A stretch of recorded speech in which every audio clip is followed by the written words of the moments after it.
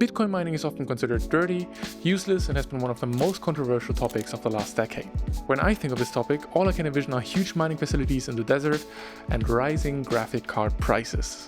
But this story is different. It's about the Verunga National Park and how they have used Bitcoin mining to protect one of the most endangered natural areas on this beautiful planet.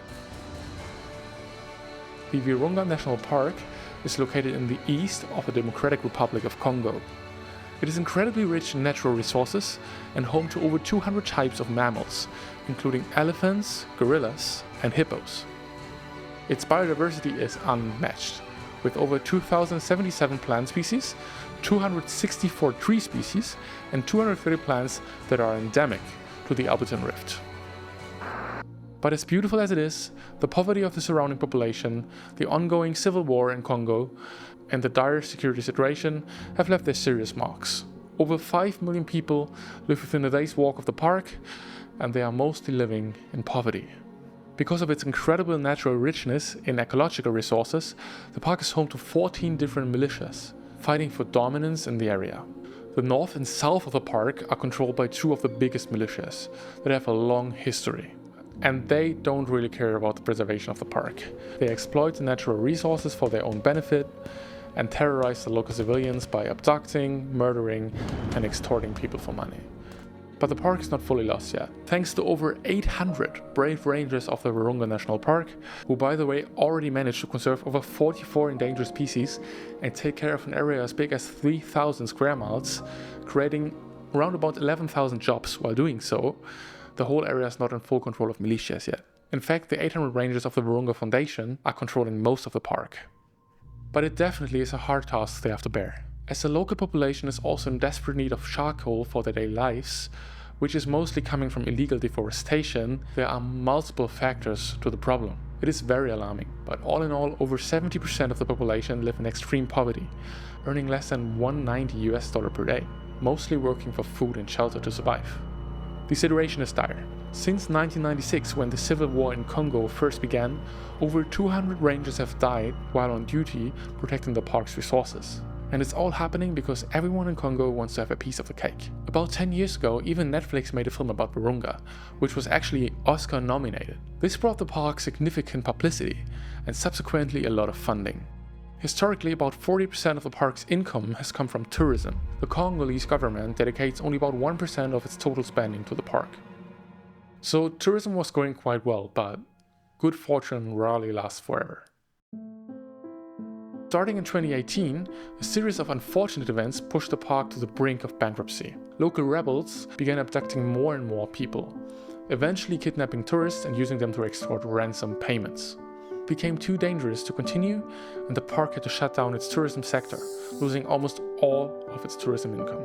Yeah, and as it is, misfortune also seldom comes alone. In 2019, one of the largest ebola outbreaks ever recorded in Africa struck the area around Verunga National Park. Over 3,000 people died over the course of about 18 months, and just as that ended, well, we all know what happened in 2020.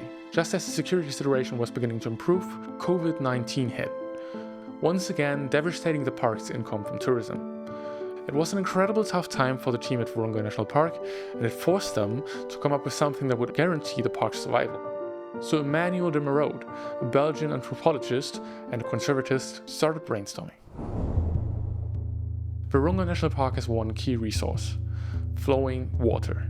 They have already used it to supply the entire city of Goma with electricity, providing clean energy to millions of local residents, building the first of now 4 hydrogen power plants in 2013. The first hydroelectric plant was financed through a combination of funding from the European Union, the Howard G. Buffett Foundation, and the Verunga Foundation.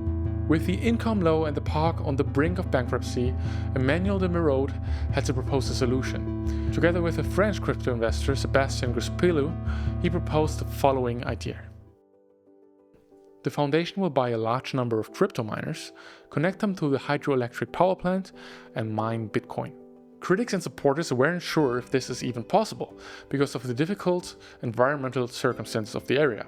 But what initially sounded like a questionable idea turned out to be a major success. Despite the poor road conditions, the lack of government-provided internet access, and the region being prone to flooding, the mining rigs are still operating today. Depending on the Bitcoin price, contributing approximately $100,000 a month to the park's income, all running on 100% clean energy. Of course, crypto investor Gus Bellew also takes a share of the profits.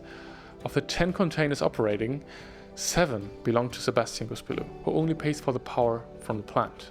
Nevertheless, the project has been contributing to the park's finances in a way that no one had ever expected. In that way, at least. To set the 100K into perspective, $100K a month are almost as much as the park's tourism income when it was running on full capacity. Additionally, the park was able to capitalize on the NFT hype around 2021 by partnering with the NFT collection selling gorilla profile pictures, which secured another $1.8 million. And these funds were then used to purchase more mining rigs. Folks, what can I tell you? It's definitely a strange situation.